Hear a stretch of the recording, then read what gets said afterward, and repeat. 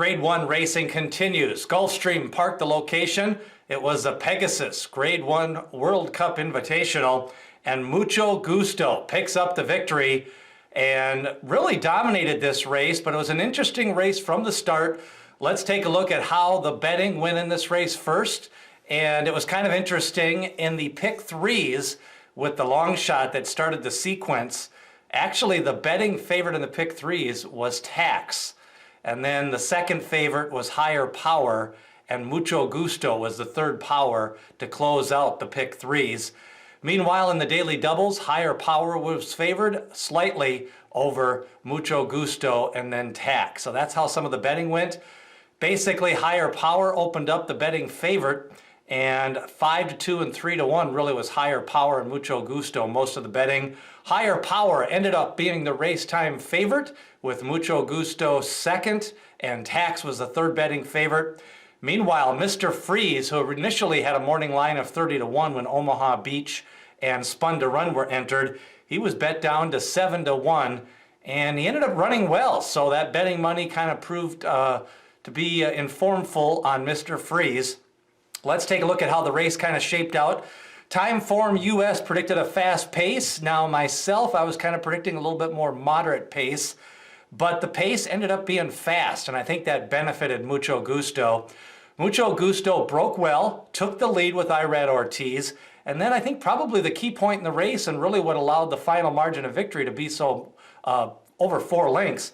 Irad Ortiz kind of eased Mucho Gusto back off the pace, similar to the Haskell Stakes. If you remember in that race, in the Haskell, it was a 6-horse field, and Mucho Gusto was 5th most of the way and then made his move going into the turn and was able to put on a stretch-long battle with maximum security in that race. He has run a couple of races on the lead and pressing the pace, but now I'm starting to think his 2 best races, the Pegasus and the Haskell, he came from that 5th post position, came from that 5th position and made his move going into the turn. So what happened after Mucho Gusto broke well and then went back to 5th place, it was on the outside, Bodie Express kind of went quickly for the lead. He had to definitely use some of his horse to get a position from that 12th post position, which ended up being in the 10th spot. And then Mr. Freeze actually took the lead with Luis Saez. Now, Mr. Freeze had to use up a lot of his speed to get to the lead. He did clear the field, but he never really was able to settle down and kind of slow down that fractions at the 4 furlong and 6 furlong call. And just enough pressure was applied by Bodie Express to make Mr. Freeze feel uncomfortable in that spot.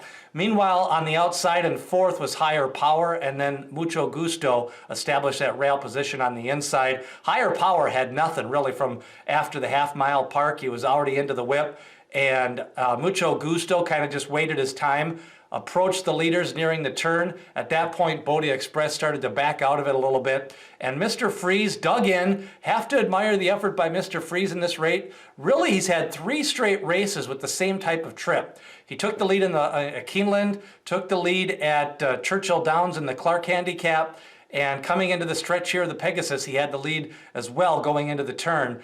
And all 3 times he battled on. The difference here was Mr. Freeze did hold second, where he gave up second late in the Clark Handicap.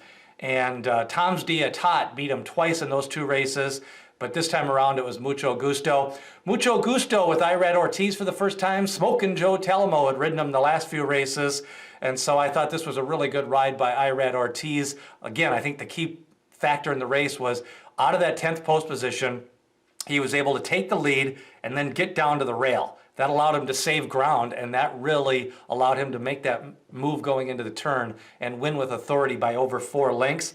Next up for Mucho Gusto could be the Saudi Cup. He'll probably get an invitation after the Grade 1 Pegasus big-time victory. Mr. Freeze, you know, he's probably a Grade 2 horse, but anymore, how do you define a Grade 1 horse? You know, there really used to be that top tier of 7 or 8 horses, older horses that were just better than everybody else.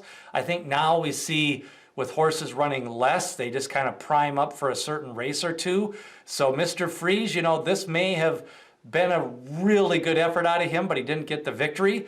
I'm still not sold he's a 1.25 mile horse, so if he is going to get a Grade 1 victory, it's going to have to be in a race like maybe at Saratoga, either the Woodward Stakes or possibly if he got the right trip in a smaller field, but I'm just not sure he's going to get that in the Whitney Stakes.